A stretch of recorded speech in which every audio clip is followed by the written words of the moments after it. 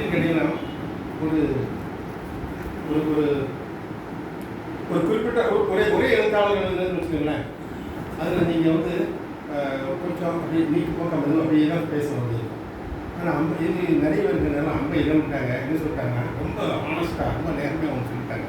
அதாவது அது அப்படி தானே இருக்க முடியும். அதுதான் சில கதைகள் ரொம்ப நல்லா வந்திருக்கு, சில கதைகள் சுமாராக வந்திருக்கு அப்படிங்கிறத அது எந்த கதைன்னு சொன்னால் தானே பிரச்சனை. அது ஒரு பெரிய வசதி. அது சொல்லிட்டாங்க. அது அப்படி தான் வர முடியும். யாராக இருந்தாலும் அது வந்து நீங்கள் நிறைய பேர்ட்டு வாங்கும்போது நிறைய எழுத வாங்கும்போது அதில் சிறந்த எழுத்தாளர்கள் கூட சில சமயத்தில் அவங்க ஏதாவது ஒரு கதை, ஒரு எழுத்தாளர் வந்து எல்லா கதையுமா சிறப்பாக எழுத முடியும், சில கதை பேர வர முடியும். அதெல்லாம் அதனால் அதில் சுமாராக எழுதினவங்க யாராக இருந்தாலும் அது வந்து அந்த எழுத்தாளரை பற்றி சொல்கிற விஷயம் இல்லை. அது சூழல் சார்ந்த விஷயம், அந்த நேரம் சார்ந்த விஷயம், அவ்வளோதான். ஆனால் தெளிவாக சொல்லிட்டாங்க. அது சரி. வசதி குறைவு, அது வசதியாக இருந்தால் உங்களுக்கு சொல்லிட்டு போயிட்டாங்க. வசதி குறைவு நான் வந்து சொல்கிறேன். ஒரு கூட்டத்தில் பேசும்போது அவ்வளோ இது எழுதும்போது கூட ஒவ்வொரு கதையும் எழுதுனா ஒரு பெரிய, அது கூட பரவாயில்ல, எழுதுறது கூட பரவாயில்ல, கட்டுரையாக எழுதிடலாம், பெரிய கட்டுரையாக. பேசும்போது என்னென்னா அவ்வளோ கதையும் ஒரே ஆள் பேசுகிறது வந்து சாத்தியமே கிடையாது. நீங்கள் வந்து நிறைய பெரிய மனசு பண்ணி நிறைய நேரம் கூட கொடுக்கலாம். இன்றைக்கி வந்து இந்த டைமெல்லாம் உங்களுக்கு தான் நேரம் அப்படின்னு கூட கொடுக்கலாம். இருந்தாலும் கூட அது அவன் சரியாக வராது. அவன் தேர்ந்தெடுத்து தான். அப்படி தேர்ந்தெடுத்து நான் பேசுகிறதுல வந்து எந்த வகையிலையும் இதுதான் இவைதான் சிறப்பான கதைகள் அப்படியெல்லாம் ஒன்றும் இல்லை. நான் எப்படி மனசில் வச்சுட்டு வந்தேன்னா யாரெல்லாம் வர்றதுக்கான வாய்ப்பு இருக்குது, ஏன்னா நேராக அவங்க கேட்டுருவாங்கல்ல, அதுக்காக யாரெல்லாம் வர்றதுக்கு வாய்ப்பு இருக்குது அப்படி நான் அந்த மாதிரி தான் நான் வந்து தேர்வு செஞ்சேன். அதில் நான் எதிர்பாராது வள்ளி மேடம் வந்து நான் எதிர்பாராங்க. அதுக்காக நான் வந்து அதை மட்டும் தான் வாசனை நினைச்சாங்க. எல்லாமே வாசனை. நீங்கள் வேணா முடிஞ்சவொடனே எனக்கு இன்டர்வியூ பண்ணுங்கள், எல்லா கேள்விகளுக்கு நான் பதில் சொல்லுவேன். இருந்தாலும் கூட சில கைகளை தேர்ந்தெடுத்து இப்போ முதல்ல இந்த கதையை எடுத்துக்கிறேன். அம்மாவுடைய பூரணக்குட்டி அப்படிங்கிற கதையை. இங்கே எல்லாருமே இவங்க எழுத்தாளர்களில் ஒருவேளை வயசுக்குள்ளவங்களாக இருக்கலாம், அது மேடம் அப்படியாக தெரியாது, அதெல்லாம் முக்கியல. ஐயோ அப்படியெல்லாம் பெண்களுடைய வயசு முக்கியல. அதாவது சமீபத்தில் லார்ட் டெனிசனுடைய இல்லை, லார்ட் டெனிசன் இல்லை, அவர் யார், ஃப்ராஸ்ட், ராபர்ட் ஃப்ராஸ்டோட ஒரு ஃபேமஸ் கோட் ஒன்று பார்த்தேன். என்ன சொல்கிறாருன்னா, என்ன டிப்ளமசினா என்னன்னு சொல்லுவார் அப்படிங்கிறதுக்கு டிஃபைன் பண்ணார். டிப்ளமசினா வாட் இஸ் டிப்ளமசி? அது வந்து remember the birthday of a woman but never their age, that's diplomacy அப்படின்னா. அதுக்காக நான் பாட்டுக்கு வயசு இருக்குன்னு சொல்லிட்டேன். அப்படி இல்லை, அது எப்படி வச்சுருந்தேன். அம்மா வந்து தான் என்னை முதல்ல கான்டாக்ட் பண்ணாங்க. முதல்ல என்கிட்ட பேசி நீங்கள் பேசணும்னு சொன்னாங்களா, அதனால கூட வச்சுருந்தேன். அப்புறம் அதில் முதல்ல அவங்களுடைய கதை எடுத்துக்கிறேன். அதில் அதை படிக்கும்போது எனக்கு ஒரு ஞாபகம் இருக்குது. அறிஞர் அண்ணா வந்து செவ்வாழைன்னு ஒரு கதை எழுதியிருந்தார், சிறுகதை எழுதினார். அது வந்து உழுவோனுக்கு நிலம் சொந்தங்கிற ஒரு கருத்தை வந்து வலியுறுத்துவதற்காக எழுதினார்.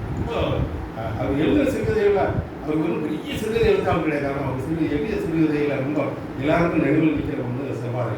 அதுக்கப்புறம் ரொம்ப வருஷம் கழிச்சு சமீபத்தில் ஐயா எழுதினேன், தீன் எழுதினேன் இது செவ்வரிக்கை, அது வாசித்தேன். எனக்கு செவ்வரிக்கை வாசித்தோன்னே அவருக்கே அது நினைவு தெரியல. எழுதும்போது எனக்கு நினைவுச்சு இது செவ்வாழை. என்ன விஷயம்னா ரெண்டுலேயுமே ஒரே கருத்து தான். அதாவது ஆதிக்க சக்தி வந்து எப்படி ஒடுக்கப்பட்டவர்களா இது எப்படியெல்லாம் ஒடுக்குது அப்படிங்கிறத சொல்கிறது தான் அந்த ரெண்டு கதைகளுடைய தீம். அதை வந்து கருத்துவம் தான், மைய கருத்து அதுதான். அப்போ நான் பண்ணேன், யோசித்தேன்.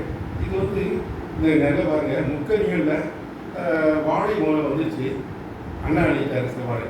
அப்புறம் பலா வந்துச்சு, செவ்வரிக்கை. செவ்வரிக்கை வந்து பலாவில் ஒரு குறிப்பிட்ட ஒரு வகை. அது வந்து எப்படின்னா நல்ல கருஞ்சினா உள்ள வந்து சிறப்பாக இருக்கும், உள்ள நல்ல கருஞ்சி உள்ள மஞ்சளாக உள்ளது உண்டு.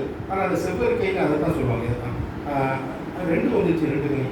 யாராவது ஒருத்தர் இதே கருத்தில் இன்னொரு கனி இருக்குல்ல, அப்படி சும்மா அது சிறுபடுத்தமாக தான். அதில் ஒன்றும் அது ஒரு பெரிய லாஜிக் ஒரு காரணங்கள்லாம் வந்து அப்புறம் எனக்கு அப்படி தோணுச்சு.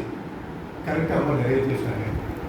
இந்த பூரணக்குட்டிங்கிறதுக்கு தலைப்பு கூட செம்மா அப்படின்னு மட்டும் தான் நல்லா. ஆனால் அது சிவப்பு கிழக்குமா அப்படிலாம் அவங்க சொல்லலை. ரெண்டாவது பேசிக்கலாம் அந்த சிவப்பை எப்படி ரிலேட் பண்ணுறதுன்னா அது செம்மண்ணில் விளைஞ்சதுலாம் எழுதியிருக்காங்களா, அதனால அது செம்மண் அப்படின்னு வச்சுக்கலாம். அதை ஒரு பெண் வந்து விதவையான மாதிரியே அந்த கதையில் வரும். அதாவது அப்போது அந்த காலகட்டத்தில் வந்து பகலில் வெளியில் போக முடியாதான், இரவில் அல்லது காலையில் அதிகாலையிலேயோ விடியதுக்கு முன்னால் போகணும், அல்லது அந்த மாதிரி தான் போகணும். அப்போ போய் தண்ணி எடுத்துகிட்டு வரும்போது அந்த ஒரு கனிஞ்ச ஒரு மாம்பழம் வந்து அதில் விழுந்துச்சு. அது ரொம்ப வாசமாக எல்லாம் இருந்தது.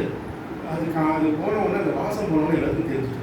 அப்போ அந்த நிஜமாகவே அந்த ஆதிக்க மனப்பான்மையாக இருக்காங்களா, அந்த அம்மா யார் திருடிட்டு போனாங்க, யார் ஒன்றும் பிரச்சனை இல்லை. அப்போ அது வந்து என்ன ஆயிடுச்சுன்னா, என்ன பண்ணிட்டாங்கன்னா, அவளை கொலை பண்ணுற அளவுக்கு ஒரு மாம்பழத்துக்கு கொலை பண்ணுற அளவுக்கு அந்த காலத்தில் அப்படி இருந்துச்சு. அந்த காலகட்டம் அப்படி சிவருக்கையில் 300 வருஷத்துக்கு முந்தைய கதையினால அது அப்படி இருக்கும்.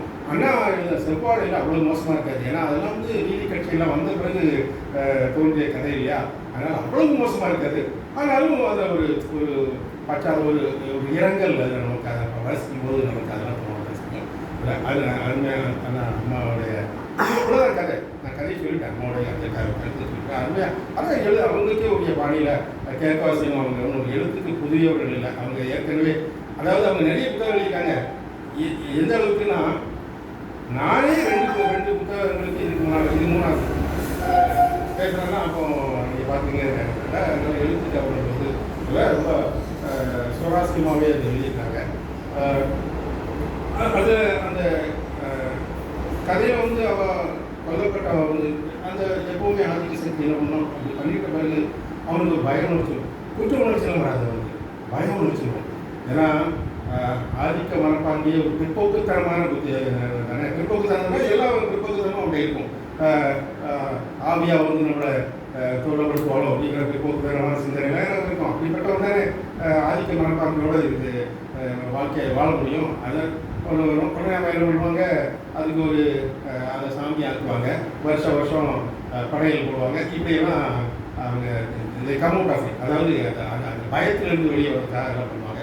அதை ஒரு வயசான ஒரு அம்மா அந்த கிராமத்தில் அவங்க வந்து அந்த கதையை அந்த ஊரில் ஒரு கோயில் இருக்குது. அந்த கோயிலை பற்றிய அதுக்கு என்ன வரலாறு சொல்லுவாங்க, வரலாறு அவங்க அந்த அந்த அம்மா சொல்லுது. அது மட்டும் இல்லை, அவங்க நான் வந்து இந்த மாம்பழத்துக்கு சும்மா ஒரு சிறுபடத்தனமான யோசனை வந்து அவங்க பண்ணிட்டாங்கன்னு சொன்ன தவிர கருத்து வந்து வரலாறுங்கிறது ஏதோ சோழ சங்க காலத்தில் உள்ள விஷயங்களையும் சோழர்கள் பாண்டியர் இந்த மாதிரியான விஷயங்கள் மட்டும் தான் வரலாறு. நம்ம சுற்றி இருக்கிறது கூட நிகழ்வு கூட ஒரு வரலாறு தான். அதை சரியாக அதை பதிவு பண்ணணும் அப்படிங்கிறதுல அந்த அம்மா வந்து கதை சொல்கிறாங்க. ஒரு அம்மா பூரணத்தம்மான்னு நினைக்கிறேன், அவங்க அதை அழகாக பதிவு பண்ணுறாங்க. அவங்க இவங்க கேட்டவுடனே அந்த கதையெல்லாம் சொல்கிறாங்க. பாளையங்கோட்டையில் நம்ம சுற்றி இருக்கிற வரலாறு தெரியும்னு சொல்கிறேன் இல்லையா, அது பாளையங்கோட்டைக்காரனுக்கு கண்டிப்பாக தெரியும். அருமையான வரலாறுலாம் உண்டு. அந்த கோட்டையே வந்து எப்படி கோட்டை அப்படின்னா பாளையக்காரங்க இருக்கிற கோட்டை அப்படியெல்லாம் கிடையாது. பாளையக்காரங்க இந்த கோட்டைக்கு சம்மந்தமே கிடையாது. ஒரே ஒரு சம்மந்தம் என்னென்னா, அந்த கீழே கோட்டை வாசலில் இவர் ஜாக்சன் துறை வந்து இவனை சம்மந்தம் பண்ணியிருப்பார், நம்ம வீரமண்டை கட்டவங்க. அப்போ வந்திருப்பாங்க, அவ்வளோதான். அப்போ வந்தபோது கூட அவங்க அவருக்கு கிளம்பி குற்றாலத்துக்கு பெறுவார், அப்புறம் ராமநாதத்துக்கு பெரிய தான், இவ்வளோதான் அவங்க சம்மந்தம். அப்போ எப்படி பாளையங்கோட்டை பாளையக்காரன் கட்டு, இது வந்து 8ஆம் நூற்றாண்டு கோட்டை. பாண்டியன் ஒரு காந்த பாண்டியன் ஒரு பாண்டியன் கட்டின கோட்டை. அப்புறம் எப்படி பாளையங்கோட்டை வந்தது அப்படின்னா, அது ஒரு அரைக்குறையமான ஒரு பிரிட்டிஷ் ஹிஸ்டாரியன் எழுதுனது. அவன் வந்து இந்த கதையெல்லாம் அரைக்குறையமாக கேட்டு இப்போ பாளையக்காரங்க வந்தாங்க அதனால் அப்படின்னு. இதெல்லாம் வந்து எப்படின்னா நேரடியாக சொல்லலாம், நம்ம சுற்றிய அது குறிப்பாக பாளையங்கோட்டையை நம்ம சுற்றிய வரலாறுலாம் ரொம்ப அருமையான, அதெல்லாம் தெரிஞ்சுக்கணும். நாம் எல்லாருமே நிறைய தெரிஞ்சுக்கணும். அந்த அந்த அதான் மையக்கருத்து. இந்த கதையில் கூட நம்ம சுற்றிய விஷயங்களெல்லாம் நம்ம பதிவு பண்ணணும் அப்படிங்கிறத நம்ம அதிகம் படிக்காதவங்கலாம் கூட அழகாக சொல்கிறாங்க. இதுதான் அந்த அம்மாவுடைய கதை. அடுத்து நான் மாயக்கண்ணன் அவங்க எடுத்துக்கிறேன், போட்ட படம் எடுத்துக்கிறாங்க.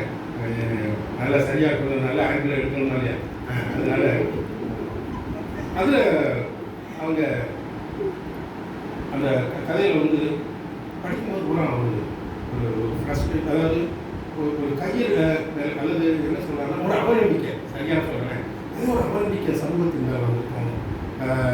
குறிப்பாக ஆண்வர்க்கத்தின் மேலே இவ்வளவு கதை வந்து அறிவியல் அறியாத கதை இல்லை, அறியாத கதை அப்படின்னு சொல்லுவாங்க. அரிதான நிகழ்வு, அரிதான கதைங்கிறத அந்த கதையில் உள்ள நிகழ்வு அரிதான நிகழ்வு. அரிதிலும் அரிதான நிகழ்வுன்னா இப்போ இந்த சாத்தான் வாழ்க்கையா அதெல்லாம் அரிதான இது ஒரு அரிதான நிகழ்வு தான். ஆனாலும் நமக்கு வந்து ஒரு வகையான அவநம்பிக்கணும் அப்படின்னு வந்து ஒரு ஒரு குழந்தை கடத்தி விற்பனை பண்ணுறவன் ஒரு பொண்ணை வந்து காதல் வரையில் மயக்கி குழந்தை வச்சு அந்த குழந்தைய கடத்தலாம் எந்த அளவுக்கு கொடூரமாக வரணும் அப்படிலாம் பார்த்துட்டே வருவான் வந்து வரும். ஆனால் கடைசியில் ஒரு ரே ஆஃப் ஹோப் அந்த நம்பிக்கை ஒளியோடு முடிச்சுருவாங்க. அதாவது என்னென்னா நமக்கு அப்போ ஃபீல் பண்ணிக்கிட்டு எங்கேயோ நடந்ததானே, ஆனால் காலம் மாறும், அவளுக்கு அந்த குழந்தையும் திரும்ப அவளுக்கு கிடைக்கும் அப்படிங்கிற மாதிரி ஒரு அது வந்து என்னென்னா எந்த விஷயத்துலையுமே நாம் வந்து அது எனக்கு கிடைச்ச ஒரு அதில் கிடைச்ச ஒரு மெசேஜ் தகவல். அது வந்து எழுத்தாளர் வந்து அப்படியெல்லாம் யோசிக்கணுங்கிற அவசியம் இல்லை. ஒவ்வொருத்தருக்கும் தன்னுடைய எழுத்தின் மூலமாக ஒவ்வொருத்தரையும் ஒவ்வொரு வகையாக சிந்திக்க வைக்கிறது கூட ஒரு எழுத்தாளருடைய வெற்றி தான். அந்த வகையில் எனக்கு ஒரு மெசேஜ் என்னென்னா எவ்வளோ மோசமாக இருந்தாலும் அதுக்காக நம்ம நம்பிக்கையோடு போக முடியல. அந்த வீல் சுட்டி ரோலி அதாவது அடுத்தது என்ன நடக்கும். உதாரணமாக நம்ம சாத்தான் மூலம் சொன்ன அணில் மாதிரி தானே அப்படியே நமக்கு வந்து ஃப்ரஸ்ட்ரேட் ஆச்சு. தெர் வாஸ் எ ட்ரபிள், அதாவது ஒரு நடுக்கம் மக்களாக வந்து கடைசியில் இவ்வளோ காலம் கழிச்சு காலம் தள்ளுன்னு சொல்ல முடியாது. இந்த மாதிரியான தீர்ப்பு போகிறதுக்கு கொஞ்சம் காலம் எடுக்கிற அவசியம் தான்.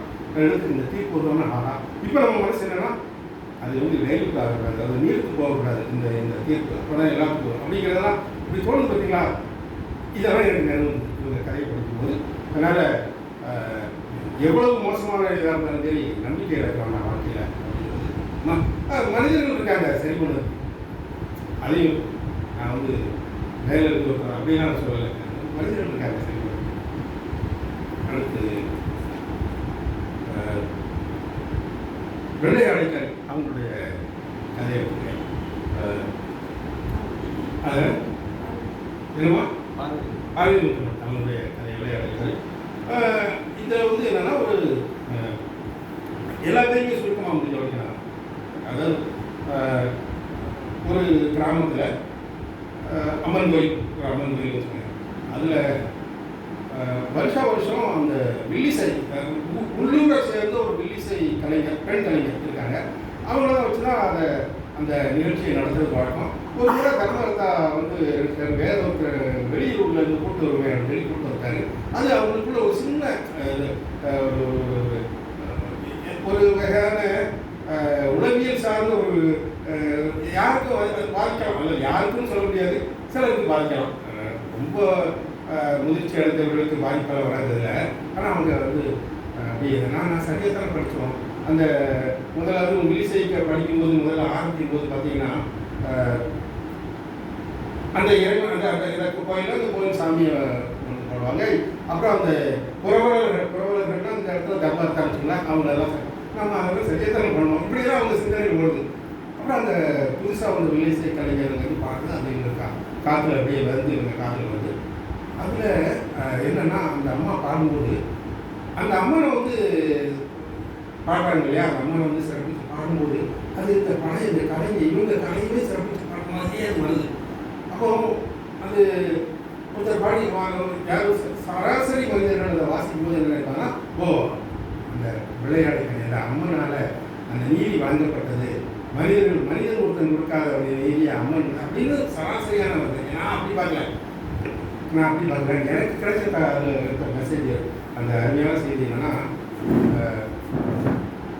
அந்த வில்லிசை கலைஞரே வந்து அதே அது இன்னொரு கலைஞர் விட்டுத்தரப்படாது அப்படிங்கிற ஒரு பரந்த மனப்பயனோட அவங்க பண்ண மாதிரியே எனக்கு தோணுச்சு. உடனே எனக்கு இந்த ஒரு திரைப்படம் வந்து கரகாட்டக்காரின்னு ஒரு திரைப்படம் நம்ம பார்த்துருக்கோம். அதில் என்ன இருந்தாலும் இன்னொரு கலைஞரை நான் விட்டுத்தர முடியாது அப்படிங்கிறத நடிகர் செந்தாமரையோ வந்து நடிகர் ராமராஜனோ யாரோ ஒரு சொல்லுவாங்க. அது எனக்கு வந்து ஏன் சினிமா தான் ஞாபகம் வந்தாங்கன்னா இல்லை அதுக்குங்கிற பெரிய விஷயமும் ஞாபகம் வந்து எனக்கு பெரிய புராணத்தில் திருநீல இருக்கிற புராணம் எனக்கு ஞாபகம். ஞான சம்பந்தர்களால் அவர் எங்கெல்லாம் போய் திருத்தலங்களுக்கு போய் பதியம் பாடுறாரோ அவர் கூட திருநீலகண்டர் வந்து யாழிசை கலைஞர் யாழிசை வாசத்தில் அவர் கூட போவார். ஏதோ பெரிய புராணம் ஒன்றும் தெரியல. சிவனடியார்களை வந்து சிவனடியாரை போக்கி ஒருத்தர் அவர் தான் நாயன்மாரா ஒருத்தர் வருவார். அது திருநீலகண்ட நாயனார் வந்து அவருடைய கதையை சொல்லுது. அதான் அப்படிதான் எடுத்துக்கணும். ஞானசமுத்திரம் தான் அங்கே சிவனடியார். அப்போது இவர் ஒரு தர்மபுரம் கோயிலுக்கு, நான் இங்கே உள்ளதுன்னு சொல்லலை, இந்த ரிலேட் பண்ணி என் மனசில் உள்ளதுன்னு சொல்கிறேன். தர்மபுரத்துக்கு அந்த அந்த திருப்பதிக்கு அவங்க போகிறாங்க ரெண்டு பேரும். அப்போது தர்மபுரம் தான் அவருடைய ஊர், திருநெல்வேலி. அப்போ அவருடைய சுற்றத்தினரும் சுட்டார் விட்டார் எல்லாரும் வந்து அவங்க வந்து இங்கே நம்ம ஊருக்கார அப்படிங்கிற ஒரு கர்வம்லாம் அவங்களுக்கு இருக்குல்ல, அதுவும் இவரும் லேசப்பட்ட கலைஞர் இல்லை. ஆனால் இவங்க என்ன பண்ணுறாங்க, உன் கலைஞர் உன்னுடைய இந்த வில்லிசையினால தான் அவருடைய பன்னிசையே வந்து இவ்வளவு பிரபலமாச்சு அப்படின்னு இவர்கிட்ட சொல்கிறாங்க. இவரை பாராட்டணுங்கிற மட்டும் இல்லை, தங்களுடைய ஈகோ சாட்டிஸ்ஃபை பண்ணுற மாதிரி இருக்கலாம். அது இவருக்கு ஒரு எக்கச்சக்கமாக வருது. அது வந்து ஞானசம்பந்தம் முன்னால் சொல்கிறதா அது இல்லை, அந்த பெரியவராக. ஆனால் இவருக்கான எக்கச்சக்கமாக இருந்துச்சு. என்ன பண்ணுறாரு, ஞானசம்பந்தத்தை போய் இவர் சொல்லுவார், நீங்கள் என்னுடைய யாழ் இசையில் சிக்காத ஒரு பண்பை நீங்கள் பாடணும் இல்லை அப்படின்னு சொன்னார். அவர் அதே மாதிரி பாடிட்டார். அப்போ இவருக்கு முடியலை, சிக்காத இவர் நடிக்கலாம் இல்லை. அது எப்படி நடிப்பாங்க, அவ்வளோ பெரிய ஆள். அவருடைய யாழில் அது சிக்கலாம் வரலை. அந்த பண்ணை இப்போ அவர் பண்ணுக்கு ஏற்ற இசையை அமைக்க முடியல. உடனே என்ன பண்ணுறாரு, அந்த இதை உடைக்கிறாரு. உடைக்க போகிறார். உடனே இவருக்கு அடுத்து ஒரு யாழ்ங்கிறது ஒரு இசைக்கருவியா, அதில் சிக்கலைங்கிறதுனால உன்னுடைய இசைத்திறமை அது எந்த வகையிலையும் வந்து நீ குறைச்சி மதிப்பிட முடியாது, நீ எவ்வளோ பெரிய கலைஞன் அப்படின்னு சொல்லி அதை அதை வாங்கி திரும்ப ஒரு கையில் கொடுத்து எல்லா திருத்தலங்களுக்கும் வந்து நீ வந்து உன்னுடைய சேவையை நீ பண்ணணும் அப்படின்னு சொல்லி முடிச்சாங்க. அங்கே வந்து எப்படின்னு கேட்டீங்கன்னா, இவர் அந்த கலைஞர் விட்டு தரக்கூடாது, அவர் பன்னிசை கலைஞர், ஒரு வில்லிசை கலைஞர், இவர் யாழிசை கலைஞர் விட்டு தரக்கூடாதுன்னு அவரும் அதே மாதிரி இவரை விட்டு தரக்கூடாது. இது எனக்கு நினைவு. இப்படி ஒவ்வொரு இதை படிக்கும்போது ஒவ்வொரு நினைவு வந்தாலும் என்ன அந்த எழுத்தாளர்கள் வந்து சாதாரண எழுத்தாளர்கள் இல்லை அப்படின்னு தான் நான் நினைக்கிறேன். அவங்களுக்கு தோணாமல் எனக்கு தோணும், அது எனக்கு நான் வாசகங்களுக்கு தோணும். அந்த வகையில் அது அவருடைய வெற்றி. அடுத்து பாபநாசம், நம்ம ஜோசின் பாபா தொகுப்பாளர் தொகுப்புகளும் அவர் தான். அதில் பாபநாசம் ஒரு ஆசிரியர், பெண் ஆசிரியர், ரொம்ப டெடிக்கேட்டட், ஈடுபாட்டோடு அவங்க பணியை செய்கிறவங்க, மாணவருக்கான சேவையை ஈடுபாட்டோடு செய்கிறவங்க. அந்த ஆசிரியர் அது அவங்கன்னு சொல்லலாம். அது ஏன்னா அது இருக்க முடியாது, அவங்களாம் இருக்க முடியாது எக்ஸாக்ட்லி. ஏன்னா அது வந்து ஸ்கூல் பள்ளிக்கூட ஆசிரியர், இவங்களுக்கும் அந்த அனுபவம் இருக்கலாம், அது வேறு விஷயம், இருக்கலாம். ஆனால் அப்படியெல்லாம் ஒரு எழுத்தாளர் வந்து இது அப்படியெல்லாம் பார்க்குறதுக்கு பார்த்தீங்களா, அது வந்து டிப்ளமசி கிடையாது, அவங்களோட ரிலேட் பண்ணி பண்ணுறது. எழுத்தாளர்கள் மேலும் நிறைய எழுத்து வந்து நம்முடைய அனுபவத்தின் மூலமாக தான் வரும். அது கூட அப்படி இல்லாமல் அது முக்கியம் இல்லை, அருமையான எழுத்து அதை வந்து அப்படியே. அப்போ அந்த பசங்களை பாபநாசத்துக்கு ஒரு சுற்றுலாவை ஏதோ ஒரு அகாடமிக்காக கூட இருக்கலாம், எனக்கு மறந்து வச்சது. அப்போது கூப்பிட்டு போயிருக்காங்க, கல்வி சுற்றுலாவோட இருக்கலாம், கூப்பிட்டு போயிருக்காங்க. பசங்க என்ன பண்ணா, பசங்களாக தான் இருப்பான். அவன் என்ன 3-4 பேர் காணாமல் போயிருக்கான் இடையில. அவன் சுத்த போயிட்டாங்க, பிரச்சனை ஆகிட்டு. இப்போ டென்ஷன் ஆகிட்டாங்க. ஏன்னா அது தண்ணீர் உள்ள இடம், பசங்க காணாமல் போகிறாங்கன்னா எதுவும் நடக்கலாம், இவங்க எங்கேயும் போய். அப்போ இவங்க வேறு வழி அந்த திரும்ப கையை எங்கேயே கண்டிப்பாங்க. என் மனசில் அப்படியே ஆசிரியர் அந்த ஆசிரியர் வந்து உடனே நிர்வாகத்துக்கு ஃபோன் பண்ணி சொல்லிட்டாங்க, சொல்லதான் கேளும் சொல்லிட்டாங்க. அதுக்கப்புறம் பார்த்தா அந்த பசங்க வந்துட்டாங்க. ஆனாலும் இடைப்பட்ட நேரத்தில் ஒரு பெரிய திகில் நிறைந்த ஒரு காலகட்டம். அது அப்புறம் வந்து திரும்பி வராங்க. உடனே நிர்வாகம் வந்து இவங்க, ஏன்னா அவங்களுக்கும் ரொம்ப டென்ஷன் ஆகிட்டா, இதாகி நீ வந்து பொறுப்பாக பார்க்குற அப்படின்னு சொல்லி பள்ளியை வந்து நீக்கிறாங்க, டிஸ்மிஸ் பண்ணுறாங்க. அந்த அளவுக்கு இவ்வளோதான் கதை, இவ்வளோதான். ஆனால் அதனால அதுவே அழகாக கீழே வைக்க முடியாத அளவுக்கு அருமையாக அவங்களுக்கே ஒரு அவங்களும் பெரிய இன்னைக்கு நேரத்தில் எழுதுறவங்களையும் இதுக்கு முன்னாலேயும் அவங்களுடைய இதுக்காக நான் வாசிச்சிருக்கேன். அவங்களுடைய சமூக உலகத்தில் வாசிக்கிறேன். அவங்களும் வந்து சும்மா ஏதோ புதுசாக எழுத வந்தவங்க இல்லை. அதனால் அந்த எழுத்து வந்து நமக்கு அப்படி அவ்வளவு சுவைப்படாக எழுதியிருக்காங்க. அதெல்லாம் சரிதான். ஆனால் அந்த தைரியம் இருக்குது பாருங்க. நானே எல்லாரும் வாசிங்க நினைக்கிறேன். அது வந்து இப்போ நானே வந்து யூனியனுடைய நான் தைரியசாலி அப்படி சொல்லுவாங்க. யூனியனுடைய தோழர்கள்னா எவ்வளோ தைரியம் எனக்கு வரும்னு வாசிங்க. நானே எங்கள் நிர்வாகத்தில் அதுக்காக இந்த மாதிரி இங்கே ஒரு கற்பனையான அரசியல் இருக்குது. இந்த மாதிரி அவங்க அது என்ன மாதிரி அவங்களாம் போராடுறது சும்மா போய் ஏதோ நிர்வாகத்தோடனா போராடுறது ஏதோ ஃபேஷன் அப்படிலாம் பண்ணுறது இல்லை. தேவையானதான் நாங்கள் போராடுவோம். அப்படி நானும் போராடிப்பேன். 4 இன்க்ரிமெண்ட்டை நிறுத்தி வச்சதுலாம் பண்ணுறது போகல, பார்த்துடுறேன் உங்களை ஒரு என்னதான் அதே பார்த்துறேன். இப்பொழுதுக்கு அது நான் என் தனிப்பட்ட நான் அப்படியெல்லாம் பெரிய தைரியசாலம் கிடையாது. நான் யூனியன் தோல்ல நின்னேன், யூனியன் கார்கே தோல்ல நின்னேன். அதனால் தைரியசாலம் நானே வந்து இவ்வளோ தைரியம் எழுத மாட்டேன். அவ்வளோ தைரியமாக எழுதியிருக்காங்க. அதில் அந்த அந்த சாமியார் பள்ளிக்கூடம் வந்து சரி அது வந்து அந்த ஆசிரியர் தானே சொன்னாங்களோ தப்பிச்சு, அந்த ஆசிரியர் தானே சொன்னாங்களோ தப்பிச்சுட்டு போக முடியாது. எழுத்தாளர் தான் அதை எழுதுறாங்க எப்படினாலும். உடனே அது சாமியார் பள்ளிக்கூடமா சாமியார் எந்த அளவுக்கு சொல்கிறேன் 19 தான் போட்டு அடிக்கிறாங்க. அது அது ஓகே. அது அதெல்லாம் அவங்களுடைய பார்த்துருப்பாங்க, அதெல்லாம் பார்த்துருப்பாங்க இல்லையா. அதை பார்த்து சில சமயத்தில் வந்து எப்படி நீங்கள் ஜெர்னலிஸ்ட் பண்ணலாம் அப்படின்னு எனக்கு தெரியாது. அது வந்து சிலருடைய வரி வந்து அதுதான் வரும் இல்லைங்களா. அது அது அது எழுதியிருக்காங்களா.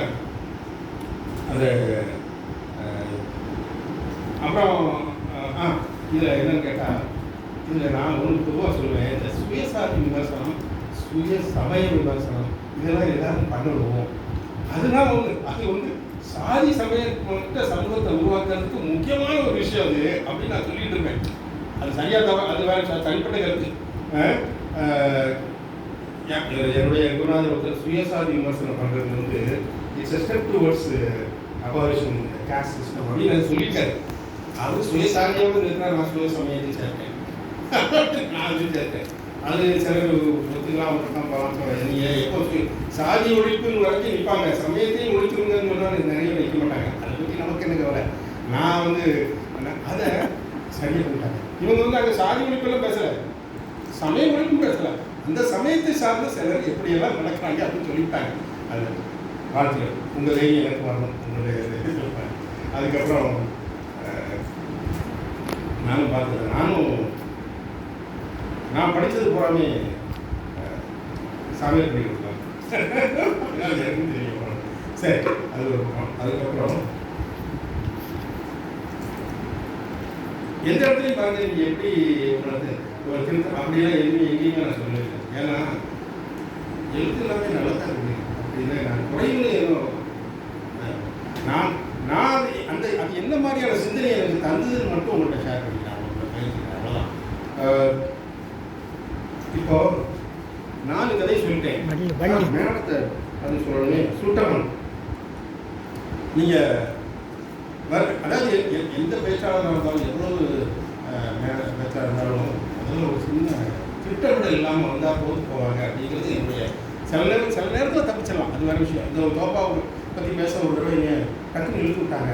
அப்போ நான் சொன்னேன், எந்த ஒரு எழுத்தாளரும் ஒரு தயாரிப்பு சிறிய தயாரிப்பு இல்லாமல் மேடையில் யாரும் தோற்று போயிடுவாங்க. நான் வேல் காரணியை வாசிருக்கேன், ஆனால் இன்றைக்கி நான் தோற்று போக மாட்டேன்னு நினைக்கிறேன். ஏன்னா கேட்டால் நீங்கள் கொடுத்த தலைப்பு வந்து தோப்பா அப்படின்னு மேடம் வண்டி பண்ணுறது எனக்கு அப்படிலாம் தெரியாது. ஆனால் அவங்க கதையத்தானே பேசணும். இப்போ சுட்டமன் வந்து பொதுவாக இப்போ வந்து நமக்கெல்லாம் ரொம்ப ரெலவெண்ட்டான நல்லா வாசிக்கணும், கதையை வாசிக்கணும். மற்றபடி திட்டமிடல் தானே இல்லை என்ன சொல்லணும் அப்படிங்கிறது, அதை பற்றி ஒரு பிரச்சனை. அது வந்து பொதுவாக இப்போ இது வர சமூகத்தில் ஒரு நிதர்சனம், அது வந்து தப்பிக்கவே முடியாது. அதாவது பிள்ளைகள் வந்து வேறு எங்கேயோலாம் போய் வேலை பார்ப்பாங்க. அது அவங்களுக்கு என்ன உள்ளூர்லேயே வேலை பார்த்து கொடுக்க நம்மளால முடியுமா? அல்லது நாம் நிறைய பெரிய எஸ்டேட்டு எதுவும் கட்டி வச்சுட்டே நீ எவனையும் கையெட்டி வேலை வைக்க வேண்டாண்டா, நம்ம இதை பார்த்துக்கடா அப்படின்னு சொல்கிற அளவுக்கு நாம் இருக்கணும். அப்படி இல்லை.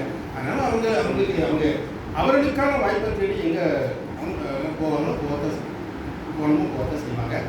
ஆனால் அவங்க கதையில் அந்த ரிசர்ச்செல்லாம் நம்ம ஏற்றுன்னு தான் செய்வோம். இந்த காலத்தில் வந்து அந்த அந்த என்ன ஹோம் இருக்க முதியோர்கள் அதெல்லாம் பற்றிய டேம்புலாம் வெளியே வந்துருக்கணும். அதில் ஒரு காலத்தில் முதியோர்கள் ரொம்ப ஷாக்காயிரும் அப்படின்னா பிள்ளைகளுக்கு நீங்கள் உதவி பண்ணு அந்த மாதிரி இன்னும் உங்கள் வயசோடது அப்படின்னா அதான விஷயம். நீங்கள் அந்த அளவுக்கு நம்ம வந்துட்டோம்.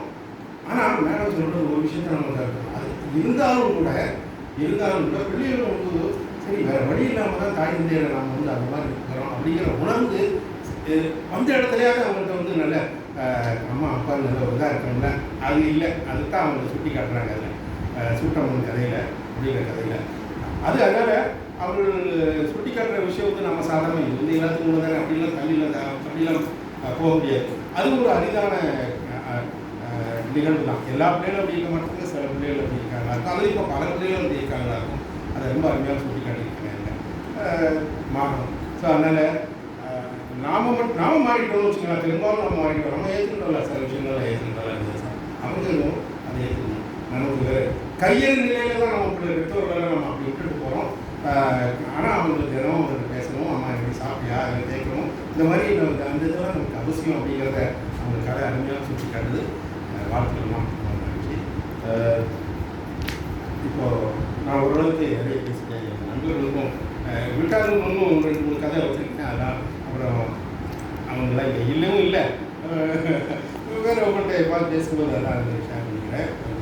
இந்த இவங்க எனக்கு அருமையான இதை வாசிப்பதற்கும் இதை பேசுவதற்கும் வாய்ப்பை தந்த எல்லோருக்கும் நன்றி.